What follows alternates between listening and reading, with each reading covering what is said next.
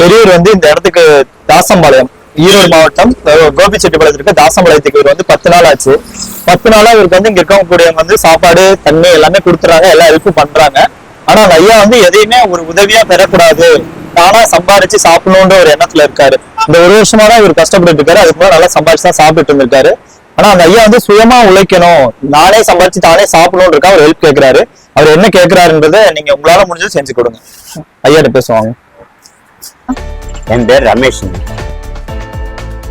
எவ்வளவு கஷ்டப்பட்டு ஆஸ்பத்திரியில போய் கேட்டேன், பார்த்தேன் வேற யாரும் உதவி செய்யற மாதிரி இருக்கேன். உங்களால முடிஞ்சா ஒரு சைக்கிள் மட்டும் ஏற்பாடு பண்ணுங்க.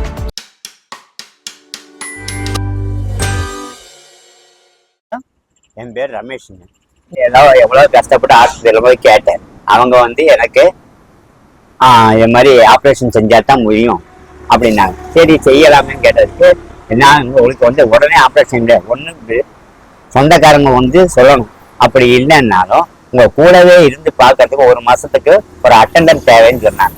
நானும் எல்லாத்தையும் கேட்டு பார்த்தேன், வேற யாரும் உதவி செய்யற மாதிரி இல்லை. அதனால வேற வழி இல்லாம ஒவ்வொரு ஊரா அலைஞ்சு கடைசியாக கோபிச்செட்டிப்பாளையம் வந்தேன். அங்க பஸ் ஸ்டாண்ட்ல வந்து தங்கியிருந்து எனக்கு இலவச சாப்பாடு கொடுத்தாங்க, அதை வச்சு சாப்பிட்டுக்கிட்டு இருந்தேன். எனக்கு மனசு கஷ்டமா தான் இருந்தது, வேற உதவி செய்ய ஆள் இல்லாம அன்னைக்கு வாழணுமே அப்படிங்கிறத சாப்பாடு வாங்கி சாப்பிட்டுக்கிட்டு இருந்தேன். தவிர அந்த ஆசைப்பட்டு இந்த சாப்பாடு சாப்பிடுவேன். இப்ப அந்த இடத்தையும் வந்து இருக்க முடியாத சூழ்நிலை வந்த அப்புறம் நேராக என்கிட்ட இருந்த என் ஃப்ரெண்டு கொடுத்த வீழ்ச்சியாளர் மூலியமாக தஞ்சம்பாளையம் வரைக்கும் வந்தேன்.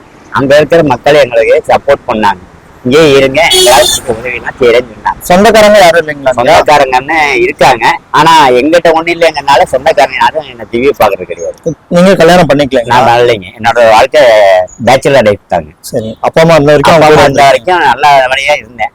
அவங்க இறந்த அப்புறம் வாழ்க்கையில ரொம்ப கஷ்டப்படாம. இந்த ஐயா வந்து நாங்க கிட்டத்தட்ட ஒரு 10 நாளைக்கு மேல இங்க பாத்துட்டு இருக்கோம். இந்த ஐயாவுக்கு வந்து சாப்பாட்டுக்கோ அல்லது பணத்துக்கோ வேற எந்த பிரச்சனையும் கிடையாது. இங்க லோக்கல் இருக்க பசங்களும் சரி மக்களும் சரி இந்த ஐயாவுக்கு சாப்பாடு, அவருக்கு தேவையான பணம் எல்லாம் கொடுத்துட்றாங்க. ஆனா அவருக்கு வந்து கால் ரொம்பவே முடியல, அவரோட கால் சரி பண்றதுக்கு தான் அவர் வந்து நம்ம கிட்ட உதவி கேட்டாரு. நாங்களும் வந்துட்டு எங்களால அந்த அளவுக்கு பெரிய உதவியெல்லாம் எங்களால பண்ண முடியாது. ஆனா நாங்க பல ஆசிரமத்தை 1 இல்ல 2 இல்ல ஒரு 20க்கு மேல ஆசிரமத்தை வந்து நாங்க கான்டாக்ட் பண்ணி பார்த்துட்டோம். யாருமே வந்து இவரை அடாப்ட் பண்ணி இவருக்கு ஒரு சிகிச்சை அளிக்கிறதுக்கு யாருமே ஒரு உதவி பண்ண மாட்டேங்கிறாங்க. காசு பணம் உணவு எதையுமே அவர் வந்து எதிர்பார்க்கல, அவர் வந்து சொந்தமா உழைக்கணுங்கிறாரு. அதுக்காக அவர் கேட்கக்கூடிய ஒரு சின்ன விஷயம் என்னன்னு கேட்டீங்கன்னா, ஒரு 3 சக்கர வாகனம் தான். அதோட விலை வந்து குறைந்தபட்சம் ஒரு 6000 வந்து 10,000 ரூபாய்க்குள்ளதான் இருக்கும். உங்களால முடிஞ்சது இந்த ஐயாவுக்கு ஏற்பாடு பண்ணி கொடுங்க. அவரோட ஒரு வாழ்நாளுக்கு வந்து நீங்க ஒரு பெரிய உதவி பண்ணுங்க. பெருசாலாம் நம்ம எந்த உதவி பண்ண தேவையில்ல. அவர் கேட்கறது வந்து ஒரு 3 சக்கர சைக்கிள் தான். அது நம்மளால முடியாத பெரிய விஷயம்லாம் கிடையாது. நம்மளால எல்லாரும் சேர்ந்தா முடியும். எல்லாரும் சேர்ந்து ஒரு 3 சக்கர சைக்கிள் வாங்குற அளவுக்கு அவருக்கு ஒரு சின்ன உதவி பண்ணுங்க. அப்படி யாராவது உதவி பண்ணணும்னு நினைச்சீங்கன்னா எங்க யூடியூப் சேனலை கான்டாக்ட் பண்ணுங்க, டெக்ஸ்ட் பண்ணுங்க, நம்பருக்கு கால் பண்ணுங்க. நன்றி.